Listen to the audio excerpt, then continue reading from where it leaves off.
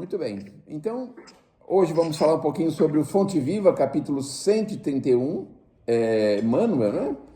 Chico Xavier, sempre muito eficiente e muito instrutiva as mensagens de Emmanuel. E ele pegou um trechinho aqui de Marcos, que diz assim: e ele respondeu e disse-lhes: dai-lhes vós de comer. Opa! E o nome da lição é No Campo Social.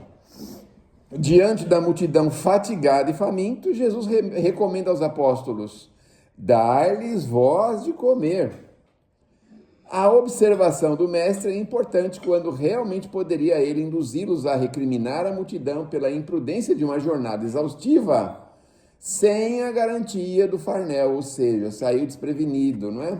Se Jesus quisesse colocar ali essa situação de prevenido, desprevenido, quer dizer, o povo estava assim, alucinado, seguiu Cristo, nem pensou em o que ia comer, o que ia beber, ninguém estava nem preocupado com isso, mas chegou uma hora que o Cristo foi dar essa lição e mostrou que, nesse caso, quem teria que dar de comer e de beber eram os discípulos, e eles ficaram apavorados, né? Imaginem só, aquela multidão de gente, não trouxeram nada, não tinham nada para dar para ninguém, né?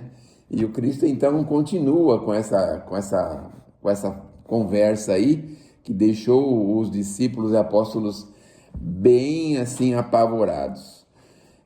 Na verdade, o mestre queria gravar no espírito dos aprendizes a consagração deles ao serviço popular. Ensinou que os cooperadores do evangelho perante a turba necessitada compete não tão somente um dever, o da prestação de auxílio desinteressado e fraternal. Naquela hora do ensinamento, a fome era naturalmente do corpo, vencido de cansaço, mas ainda e sempre vemos a multidão carecente do amparo, dominada pela fome de luz e da harmonia, vergastada pelos invisíveis azorragues da discórdia e da incompreensão. Os colaboradores de Jesus são chamados não a obscurecê-la com o pessimismo, não a perturbá-la com a indisciplina ou a imobilizá-la com o desânimo, mas sim a nutri-la de esclarecimento e paz, fortaleza moral e sublime esperança. Muito bem, então olha o que o Emmanuel termina dizendo: se você se encontra diante do povo com anseio de ajudá-lo, se você se propõe a contribuir na regeneração do campo social, não te percas em pregações de rebelião e desespero. Conserva a serenidade e alimenta o próximo com o teu bom exemplo e com a tua boa palavra. Nunca esqueças, dai-lhes vós de comer. Nunca esqueças o que Jesus nos deixou gravado, né? Então, muitas vezes, diante das dificuldades, normalmente existem aqueles pregadores que vão discriminar, vão reclamar, vão querer revolucionar situações pelas quais as pessoas estão vivendo ali, a fome, a carência, a dificuldade, não é? E aí o Cristo está dizendo o seguinte: faz a sua parte, o seu papel, faz o que você pode, ajuda como puder, não fica só criticando, não fica só com pessimismo, com dificuldades, com problemas, traz a sua contribuição. E todo mundo lembra, né, de como foi a contribuição lá dos apóstolos. Eles acharam lá uns peixinhos e uns pedaços de pães e Jesus multiplicou para a grande turba. E ainda sobrou coisas para serem alimentados. Então, os anseios de alimentos, de fome, talvez sejam os mais fáceis de serem saciados, não é? Porque você está andando na rua e alguém te pede alguma coisa para se alimentar e você vai ali, compra um sanduíche, um salgadinho, alguma coisa. Mas e quando a gente precisa saciar a fome espiritual do ser? Como que isso é difícil, né? Lembra da mulher samaritana, que Jesus falou que ele teria água e que ela nunca mais teria sede? Isso é saciar a sede espiritual, né? Agora, só ele tinha essa capacidade de saciar esse tipo de sede. E a gente, obviamente, no dia a dia, precisamos estar nos preparando sempre, cada vez mais, porque nós estamos sendo cobrados diuturnamente a saciarmos uma fome espiritual das pessoas, em todos os quadrantes, dentro de casa, na rua, no trabalho, no convívio, em qualquer lugar, nas tarefas, nos trabalhos sociais, espirituais. As pessoas estão com fomes de anseios e fome espiritual, de informações preciosas, precisas, corretas, para que possam seguir adiante. E nós estamos preparados para saciar a fome dessas pessoas? É isso que nós precisamos sempre pensar, porque na maioria das vezes, diante da fome espiritual, nós estamos despreparados. Nós não temos um preparo para ajudar diante, muitas vezes, da dificuldade emocional, não é? Da perca de entes queridos, de pessoas queridas. Muitas vezes a gente fica sem palavras, não sabe como ajudar aquela pessoa, não é?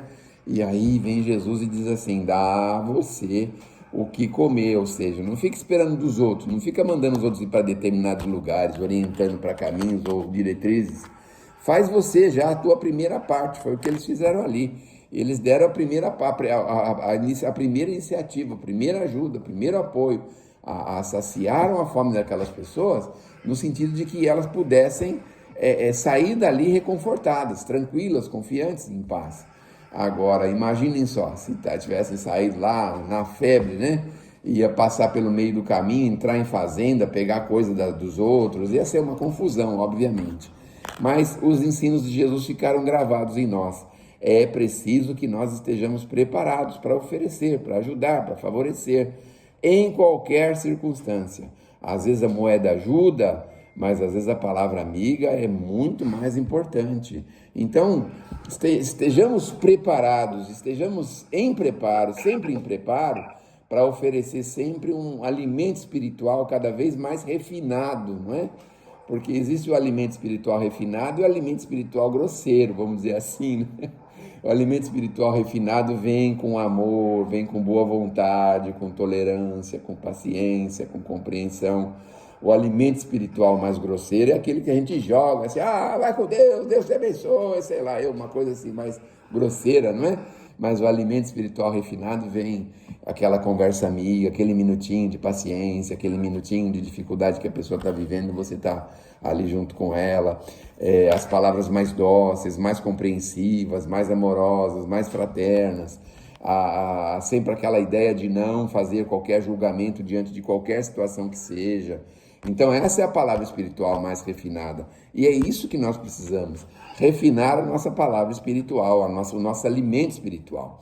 É mais ou menos que nem a farinha de trigo. Vocês já ouviram falar que a farinha de trigo ela pode ser de diversas texturas? Tem a textura mais grossa, são as farinhas mais grosseiras, e tem as farinhas mais delicadas, as mais finas, não é? E essas mais finas parece que cumprem um papel ainda maior, ainda melhor, diante dos acepipes que são criados por ela. Então, nós precisamos refinar a nossa farinha de trigo sempre cada vez mais, mas seja com leitura, com estudo, com trabalho, seja com a prática da paciência, do amor ao próximo, aqueles pensamentos, né, as reflexões que a gente faz em amor à humanidade, a vibração pela humanidade, por aquelas pessoas que são os inimigos sociais, por aquelas pessoas que a gente sabe seguramente que estão aí tortas no caminho, fazendo coisas que não devem. Então é isso que a gente tem que estar sempre preparado, sempre em condição de favorecer e de ajudar. Que Deus nos abençoe, que Jesus nos ilumine.